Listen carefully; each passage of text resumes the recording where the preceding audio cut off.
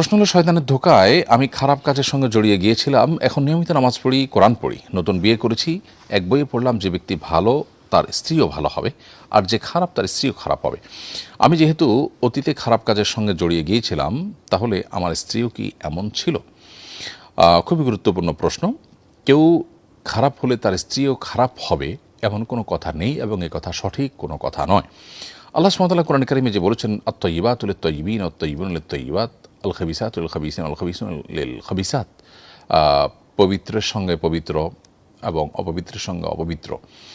এই আয়াতের ব্যাখ্যায় অনেকে বলেছেন যে পবিত্র পুরুষের সাথে পবিত্র নারী এবং অপবিত্র পুরুষের সাথে অপবিত্র নারীর বিয়ে হবে বা হওয়া উচিত, এরকম ব্যাখ্যা অনেকে করেছেন। তবে এটা সবচেয়ে প্রসিদ্ধ এবং গ্রহণযোগ্য ব্যাখ্যা হলো যে যদি কেউ ভালো এবং পবিত্র কথা বলে, তাহলে সেক্ষেত্রে তার ভালো কথা তার প্রাপ্য।